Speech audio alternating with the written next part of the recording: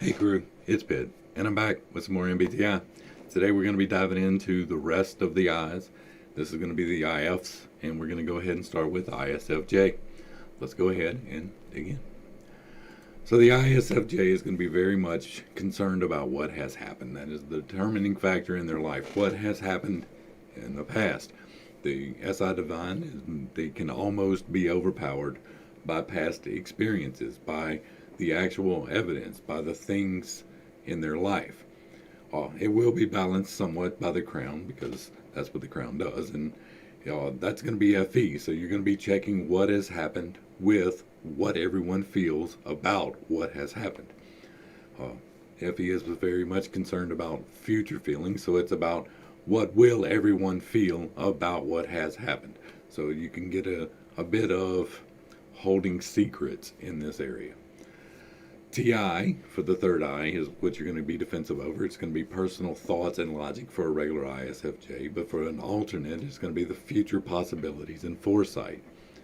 The throat, what you miscommunicate, is going to be NE and the future possibilities and foresight, or TI for the alternate, and that's going to be personal thoughts and logic. The lower half of the stack is going to be, for the heart, we're going to have SE. You're not going to get a lot of wavelength right here. This is going to be the current things and exploring new things and giving sensation and completing things. That's the same for both of them. The solar plexus is going to be about past feelings and morals. You're not going to get a whole lot of energy right here. In fact, you're going to kick yourself behind not getting this right most of the time. And for you, that is going to be your own feelings. The sacral is the trickster energy, is the sexual energy. It's TE for the ISFJ, which is what everyone else thinks, their rationale. For the NI, that is going to be the best possible guidance and narrowing down the possibilities. For the base, it's going to be the opposite. It's going to be NI for the regular ISFJ. That's going to be best possibility and guidance. It's going to be seeing the way forward. But for the alternate, that's going to be TE, other people's thoughts and rationale. All right, so how do we go about integrating this into ourselves? How do we make this part of who we are? That's why we're here. I do a quick run through of what they are, and then we talk about how you work with them. So we're going to start at the bottom because that's where you need to start. It's where you're going to get tripped up. You get a lot of energy in both the top slot, the divine slot, and in the base slot. That is where you receive most of your energy. But if you're receiving it through your base, you're not really using it in the right manner. It tends to be the part that trips you up the most. It's where you get stuck in your demons. It's for the ISFJ, that's going to be choosing the best possibilities. And so you're going to be not good at choosing the best possibility, like at all. You're just going to miss it. You're not going to get it right hardly ever. You're going to see possibilities, but you're not going to be able to choose the correct one, generally speaking, going forward. So in order to do that, you're going to need to take the time to stop, consider, look at what the possibilities are, and then use some of your other stack to narrow down the possibilities in a logical manner. Logic for you is your child slot, so you're going to be very defensive over your logic. Put that to use for you. Take the logic that you use to push back against everybody else and use that to choose the best thing for yourself. For the base on the alternate, that is going to be a TE. You're going to be very much concerned, well, not very much concerned, but you're going to be very much oblivious to what other people think. They're not going to register in what you're doing. You're going to completely miss what other people think about what you're doing. You're going to completely miss what they think about your possibilities, what has happened in your life, how they feel about things. You're just going to miss it. The rationale is why people think what they think, not what you think, but what they think. And you don't understand that. You are very much caught up in your inferior TI. You're miscommunicating your own logic So you're not understanding their logic. You're pushing back without really understanding why you're pushing back. So take the time to consider the fact that somebody else's logic could be right. Somebody else could be logically consistent besides you. Somebody else could be uh, doing the right thing with their rationale. You need to figure out where the tribe actually is. Not what you think is the tribe, because you're going to miss that. You're going to narrow down the wrong possibility in your tribe.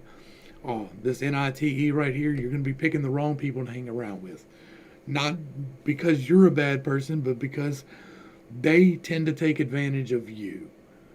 So stop and consider whether or not the people whose rationale you're actually listening to have your best interest in heart. They probably don't. For the sacral, this is your trickster energy. This is what's going to really trip you up, right? This is where you're going to get it wrong in a very pronounced way. For the ISFJ, that's going to be TE. You're going to get other people's thoughts wrong. That's the common thing between the two types. It's just a matter of degree. And you're misinterpreting their thoughts and acting on them in the wrong way. Because trickster is more of an active thing than the base is. And you're actively dismissing someone else's rationale, even though they have the evidence. Now, you're not going to want to listen to the evidence because it's going to go against what you think the ethics are. And so you're going to need to stop and take the time to listen and figure out what their rationale is for what they're trying to convince you of. It could be wrong. It could be wrong. You could be right. There's a very good chance that you're right, that they're wrong. But you need to at least consider the fact that they might be right. You need to consider the fact that their rationale might be sound. For the alternate, the sacral and the trickster energy is going to be an NI, and that means that you're going to have you're actively going to be choosing the wrong things. You're actively going to be choosing things that you already know don't work, that you already know don't fit you as a person. You're going to be going into a job that you absolutely hate. You're going to be living in a house that you do not like. You're going to be in a relationship with someone that you don't care for. You're going to be doing the active things to maintain your life because you're very comfortable with what has happened. And you already know what these people in your life's feelings are going to be. So you're very comfortable with that. Even if it's an abusive relationship, even if it's a relationship that is not beneficial for you in the slightest, you know what to expect from these people. So you are comfortable keeping them in your life. And it's not just about people, but it's also about your profession. It's about your hobbies. It's about what you do in your life, choosing the best thing for you, your diet, whether or not you exercise. All of these things are things that you decide for you. But you happen to base them off of your past experience and what other people are going to feel about it. So if you are like me and just a little bit slightly flabby, and you're like, I really need to exercise, but if I do that, then my spouse is going to feel like they have to exercise, and I don't want to feel like I'm pushing them into exercising, so I'm just not going to exercise. That's how that works. And you're choosing actively the wrong possibility, thinking that you're doing it right. You're thinking that you're making peace with your spouse by not being the example of exercise, when in actuality, if you would to actually be the example of exercise, they would probably join you with it. The solar plexus, this is what feeds you, what nourishes you, where you gain sustenance for your body. And so for the ISFJ, that is the past feelings. It is about how you have felt in the past. Now, you determine that a very large part for both of you, your very large part about what other people feel or what you think that other people will feel. You feel good when you think everyone else is going to feel good. And so you have a tendency to get caught up in that energy of trying to make someone else feel good, even though it's detrimental to yourself. Like, you can see that all through this stack. And so it's really a challenge for you. You really need to consider why it's making you feel good and whether or not that is a good thing, right? It may not be. You may be feeling good and it's not really feeding you.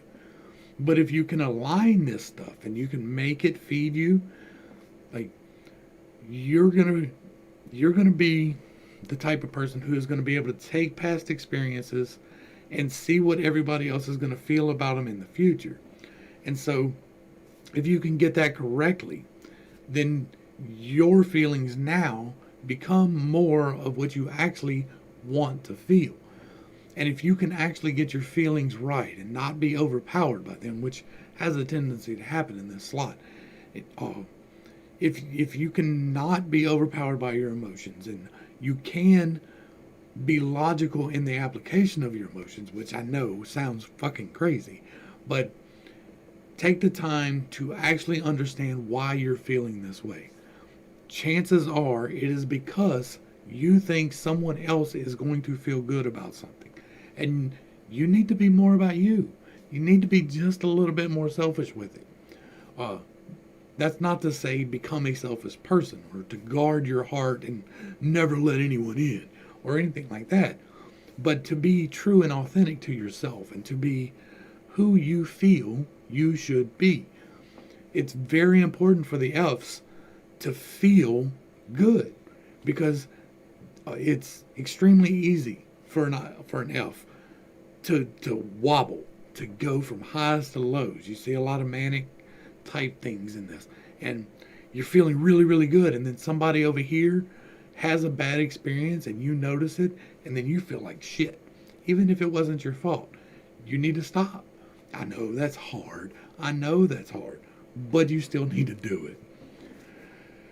For the heart, now this is what you really want to do, and what you really want to do is to give other people experiences. You want to give other people things. You want to give other people actual experiences of new things, of going to new places, and to giving gifts that somebody has never seen before. The problem is that you're not very good at that. You're not very good at choosing the right new thing to give to someone. That comes from farther down in your stack. But if you're starting to balance that, you can see that, okay, I don't need to buy this guy that I just met 2 days ago a $600 television. You don't need to do that in order to feel good, because you're thinking, man, I got this TV and it made me feel so much better. And so if I buy this TV for this person, they are going to feel great, and that's going to make me feel great. Well, that's feeding your SE and your FI, but it's feeding it in the wrong manner. You don't have to give people things to make them feel good. You can smile at them. You can talk to them. You can give them an experience outside of material things. You can have a tendency to get caught up in the material things because it's your heart and you're trying to feed it. You're trying to do that. Now, if you can give other people experiences, that is going to help you. Like, you'll be a good salesman. Because you are able to take the evidence of what the things are, you are able to anticipate what other people are going to feel about it, and you're able to feel the need of what they are actually looking for. Salesmanship is not about selling you a pen. Like, I don't have it on me. I must have took it out of my pocket. I had a pen in my pocket, but there's a salesman trick where they say, all right, sell me this pen. It's never about actually selling the pen, right? It's about finding the need for someone to have a pen, and then you've got the need for them. And so you're going to be really good at that. You're really, really good at narrowing down what somebody needs in their life. You just have to quit trying to give it to them, right? It can be they need to buy it. That happens, and you need to feel less guilty about that. But if you're feeling that need for someone, you're really going to feel your own stuff. And like, salesman's a really good example of it because you are using that actively. You're taking the actual things that we have in stock and you're checking it back against what this person will feel better for. And so it really is a good spot. I don't know. I'll try to think as we go through the rest of the stack of some other examples, but that's probably going to be my example for what you should do. For the throat, this is where you're going to miscommunicate things. You're going to misunderstand, and you're going to relay it back to the tribe wrong. It's not something that you're trying to do, it's just something that you do. And for the ISFJ, that is seeing future possibilities. So you're not really good at seeing, or you're really good at knowing what's in the stock, right? Using the example of the salesman. So you're really good at knowing what you got in your store. You know all the things that are in your store. You know how to meet that need with somebody. But if you don't have that in your stock, whatever it is they happen to need, if you don't have it, you have no clue what to do. Like, you don't know where to send them. You don't know what options to give them. You don't know where to go forward with it. You don't, and if you do, like, you're not going to want to tell them. You're going to want to hold on to that. You're going to miscommunicate. You're going to send them in the wrong direction. Well, you don't want to buy from me? Fuck you then. Go over there. And then you give them the wrong name. You need to stop. And one of the ways to do that is by knowing what the actual possibilities are. And so you need to stop and consider, okay, what are the actual other things outside of this that we have? And this would, you're also good at like estimation. Estimation would be a good thing for this, because you're good at knowing the scope of the project. You're good at knowing what needs to be done. You're even halfway decent about logically deciding what to do. Your problem is you miss the incidentals that go along with it, right? So you're making a bid for a construction project, and you think that you've covered every contingency, but you forgot to plan for soil testing, and now you're $5,000 over budget because you failed to see the option ahead of you. Work on that. Kick back against the tribe with that, because that is what you need to do for an extroverted spot. You need to kick back against the tribe and get into the habit of going to someone else and asking, like, especially in a professional manner, but even in your personal life. But as a professional, until you are fully aware of what the actual possibilities are, check back every single time with someone else. Be like, okay, I need to know, did I miss anything in this estimate? I need to know, did I miss anything in this project? I need to know, did I miss anything in this? Because you're going to have a tendency to miss things. And if you can own that and understand, yes, I miss things all the time, it's not going to kill you to know that you miss things. It will kill you professionally if you miss things and don't acknowledge it. If you're consistently missing parts of your estimate, you won't be the one doing estimates anymore. And so you need to do what you need to do to make sure that you have all of the options arrayed. Now, for the alternate, your trip up, your miscommunication is going to be your own thoughts and logic. You're not going to be able to explain to other people what the other possibilities are and why you got there. You're not going to be able to tell other people, well, I decided to go with this option, or these are the options because of this. If you take your logic, which is what this is, and you can't communicate it to someone else, then they're just not going to pay attention to you. So you need to take the time to actually list out your stuff. You're really good at lists anyway. You're an SI dominant. You're good at organization. So list out your logic, even if it's just for yourself. Before you bring anything to someone else, sit down and logic check it. Now, this is logic checking against yourself because it is an I, right? So this is TI. What do I need to think about this? Now, you can kick that back against the tribe. Getting tribe feedback is always a good idea, as long as you're going to someone with an intelligence level that can handle the concept. So you should always kick back against the tribe, but this is for you. If it's an I, it's for you, right? That's what you tend to use it for. And so even if you give it away at a later date, you tend to use it for you. And so you need to be consistent in your logic. You need to understand why you do the things you do. You need to make sure that the yes-no questions are answered.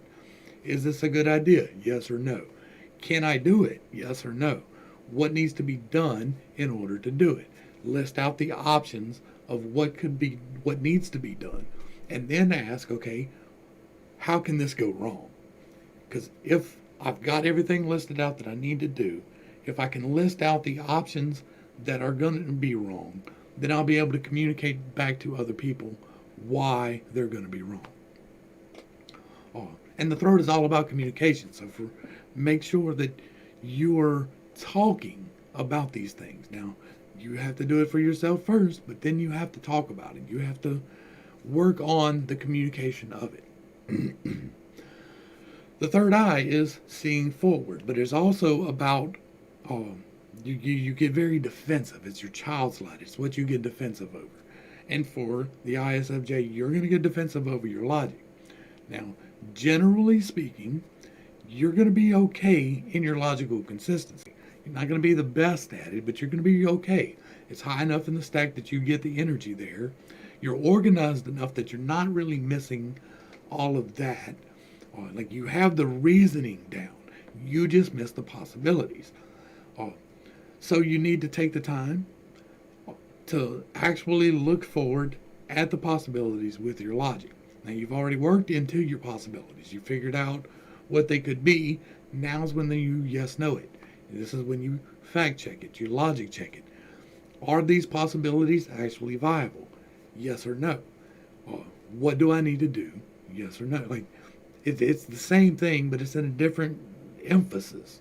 You're using, like everybody uses the entire stack at varying degrees all the time. The point is to balance them and to get stronger where you're weaker. You tend to be a little bit stronger towards the top of your stack. And so your logic is good as long as you're applying it to the right possibilities. And as long as the bottom half of your stack is correct, you will be choosing the right possibilities. So just take time to consider the logic of the situation and whether or not it is something that actually needs to be done, whether or not it is something that actually can be done, and whether or not you are the person that actually can do it. And if you can, you're seeing forward to the things. Like that is how you're bringing it about. It's by applying your logic to those possibilities and to other people's feelings, because each one of these points touches the one above and below it. And so you need a balance between the one above and below it all the way through the stack. The third eye for the alternate, however, is going to be seeing possibilities. And you're going to get very defensive over this. You're going to be very upset if somebody questions whether or not you are actually considering possibilities. You're going to think that you have everything organized. You're going to think you already know how everyone is going to react to it. You know what their ethics are. And so you're going to think that you have considered all of these options. You're looking forward towards the options. But chances are, if you're not healthy here, then you're missing some. And so you need to take the time to slow down and consider them. And to be less defensive over them. You need to check back against the tribe. Okay, this is what I see the options as being. What do you think? That simple interaction right there. Like I feel like, and be proactive with it. Okay, this is what I see the possibilities as. Do you see anything I missed? That gives you a chance to make them feel good about it, because they're helping you to see your possibilities, and there may be some you missed. You're going to have a problem where they're going to bring up something that you didn't consider in the slightest. And it might even be the best idea. And that's going to get you upset. Like, God, no. There's no way, that's not possible. Nope. And so you're going to fight back against the possibilities. Learn to not do that. Learn to consider. Like, there's always a possibility that the tribe is wrong. But you do always, 100% of the time, need to consider whether or not they are. 100% of the time, you need to consider you might be wrong. Especially with this spot in your stack, because it's going to be very defensive. This is what you're going to want to fight people over giving you options. That's crazy. And so what it is you're taking your past experiences and you're applying what everyone else has felt or will feel about those experiences if they have them. And so your future possibilities are pulled from that pool of what you have already experienced. You're not going to want to let in things that you have not personally experienced, and that's a problem. Well, other people have wisdom too, and you need to learn to accept that other people have wisdom too. All right, so now we're into the crown and the divine. This is where it gets easy. We've already worked through the hard parts of the stack, right? You've got your TE in line, you got your NI in line, you got your FI in line, you got your SE in line. You've been working at this for 6 weeks now. You've already figured out all the rest of those. So this is where it gets easy. This is what you do really well already. You're really good at this. You are really good as an ISFJ and an alternate with knowing what other people are going to feel about a situation without even trying or really thinking about it. It does require a little bit of thought, but not as much as it could. You're going to say, oh, well, this experience happened. This is what other people would feel about the same experience. And you're right, like almost all of the time. This is like a 70+%, right? The crown is like 70 plus, divine is like 90 plus. And it gets lower and then back higher on the bottom. And, except in the bottom, it's normally backwards. So you're 70% wrong, 90% wrong, right? You're 70% right about what other people are going to think. But those times that you miss it, boy, do you miss it. And then it also, you're giving this to the tribe. You're giving, like, your tribe's feelings are important, but that is your tribe's feelings.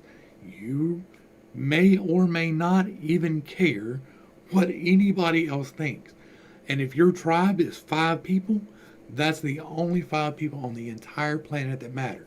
And everybody else's feelings can go to shit. But those 5 people you're going to take care of. It could be 500. It could be 5,000. You could consider everybody the tribe.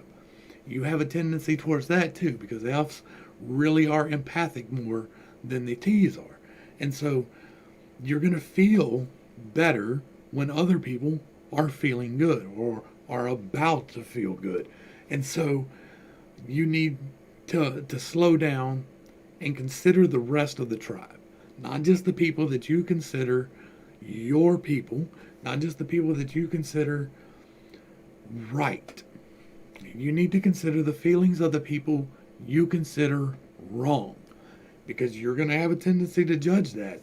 You're going to do it not in the best way. You're going to be defensive on the ISFJ side about about the logical consistency of other people. And then you're going to miscommunicate your own logic on the alternate side. And so you may be choosing the wrong crowd to align with. There may be better options for you. There's a chance that you're stuck in a relationship that is not beneficial to you. And so you need to really consider whether or not your tribe is the right tribe. That's especially important for an FE crown. Like, that's the spot where FE really can, choosing the wrong tribe will trip you up more than most things. And so just make sure that you're actually choosing the tribe that aligns with what you really want. Like what your past experience is telling you is the right way forward. Make sure that the tribe you're aligned with actually understands that and is actually working forward with that. And then the SI divine. This is about what has happened. The divine can be overpowered just as well as the base can. The amount of energy that comes in right there can be completely overpowering. So what has happened in the past can be holding you back. If it is, you're in that 10% part. If it's not, then you're in the 90% part. Because 90% of the time you're organizing the past experiences for what they actually were. You are organizing the past experiences for what has actually happened in your life, what actual things you have in your life, what actual data has been shown 90% of the time. But that 90+% of the time, but that other percentage, that less than 10% right there, when you get that wrong, boy, you got that wrong, like big wrong. And it can be devastating to get this part wrong, to completely misinterpret what has actually happened. You're going to think that this happened and it really didn't. But you are going to be stuck on that just as much as an SI base is. You're going to be stuck on what has happened and how you can't get past it. But it's not true. No matter what has happened to you, you can change today. Going forward is a choice. And it is especially hard for you if you're on the wrong side of this. But know that there is hope on the other side of it. If you can go back through your stack and actually look at what actually happened, not what you feel about it, not what other people you thought felt about it, but because most of the time, when the FE, like, you think you know what they feel about it, and there's a good chance with it being this high that you do, but if you don't, you're not going to ask. You're not asking somebody, did that give you a good experience? Did you feel good about that? Nobody asked that. Like, nobody asked that, right? But you're going to assume one way or the other. Yes, it did, or no, it didn't. The assumption is what's going to bite you. That's where the SI getting shelved wrong actually happens, is because you are misinterpreting what other people have felt about the things. And so because you think that somebody else had a bad experience with this one thing, you will never give that one thing a shot again. You know this one person that went, rode a motorcycle and got in a wreck and was injured, and you will never ride a motorcycle ever, ever. You know this one person that shot a gun and it was too much for him, and now you're scared of it. You'll never shoot a gun. You allow someone else's feelings to restrict your new experiences. So you really have to work on getting new experiences, especially because the new experiences are going to feed your heart. You really like organization. You do. You really like having things where they belong. This box is for this thing. Don't put nothing else in this box. Right? This folder is for these people. Don't put nobody else in this folder. But there needs to be more flexibility in your life. You need to get outside of doing the same thing every day. Right? You have a tendency towards that, of staying stuck doing the exact same pattern every single day. And while that can be a wonderful comfort, and for some of us, that is actually something that we need. You need it less because you are so naturally inclined to do it. You need to actively work towards getting outside of that box. You need to actively work about, if you're in the store, I'm not telling you to walk up and start a conversation with somebody, but it will be all right if you nod or you wave or you smile or you make a passing comment about something that happens, right? It's okay to do that. You have a tendency to think that you're going to give somebody a bad experience with it. They're going to have a bad feeling if I wave, right? There are people that really believe that. A smile or love is the only thing that multiplies when you divide it. And so you need to divide your love. You need to divide your experience and get in new experiences. Because when you can pull in the new experience of other people and their feelings, whether or not they're good or bad, when you can bring in the new experiences of things, it's really going to feed your soul. You're really going to feel fulfilled by the new experiences. Now, by all means, do that in a cautious manner. I am not telling you as a 5'2" woman to go up to some 6'4" man that you've never seen before and start spilling your guts to him. I'm never going to tell you to do that. But if you're comfortable with it, by all means. The point is to enrich yourself by getting new experiences, because you don't tend to do that. You really don't. You tend to stay in your box. You get your feelings hurt pretty easily. And if you can get a little bit more calloused with it, not callous, but calloused, and understand that sometimes hurt happens, but it doesn't have to stop you from new experiences, because that is going to be a big thing for you. You're very much fit around what other people feel about the things that have happened. You're the type of person that you will be abused and make excuses for other people. You will be, and that's not something that you should determine whether or not you're an ISFJ for, because there are other ones that do that. But you're going to have a real bad tendency of holding on to this experience and not understanding that not every experience is the only outcome from that experience. All right, so hopefully this was a little bit helpful, right? It's hard with the F's. I'm an F, and it's hard to explain because y'all guys are really flexible. Like, we're really flexible people. We tend to not be rigid in the way that the T's are. And so it's a lot harder for us to self-introspect on the things that we actually get wrong. Your introspection needs to happen specifically, mostly around the actual experiences of the past, and that's going to be difficult, especially if you had a rough past, which is probable.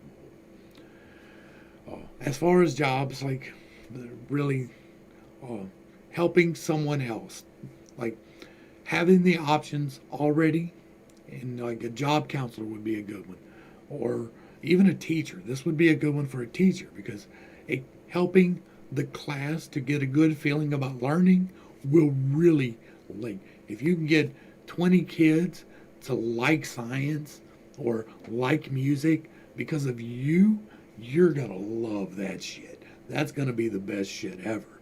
And so that type of situation is what you're wanting to look for in employment, is where you can bring other people experiences based off of your past knowledge in order to help them feel good about something. Now, you're not really trying to correct their logic or trying to help them correct their rationale. You're trying to make them feel good about the thing. So that's what you need to focus on. As far as romantic, you need somebody to help you with your sacral. Like, that's what it comes down to when you're looking for a partner. If you're a TE, like an ISFJ, a TE sacral, then you need somebody who has TE in one of the first 4 slots. They will help bolster up your sacral. It's more beneficial if they have it in their 3rd eye slot, because that is the correlation right there, and they're actually actively building up your sacral by using their 3rd eye. And vice versa. You're doing the exact same thing for them. So don't ever think that you get bogged down into, well, this person doesn't have T on the top of the slot, I can never be with him. That's not true. But it is going to take a little bit more work.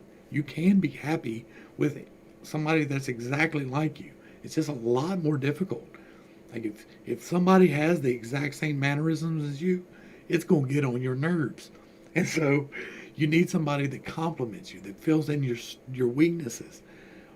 I got lucky. My wife's the exact opposite of me, and it really helps me, like, immensely to grow in my stat. All right, let's wrap it on up. Hopefully I brought a little bit of enlightenment and not too much confusion to a not too difficult subject. If you can get the base, you can understand this and start integrating it, you will grow exponentially. It will help you. Use this in meditative practices. Pray and meditate. Exercise. Eat well. All of the healthy things that you already know you need to do those. And institute this. Like I've outlined before how you pull the energy through the centers. And as you're pulling into each center, take the time to stop and think about the things that we're talking about here. Specifically for you. Like, it's not going to do you any good.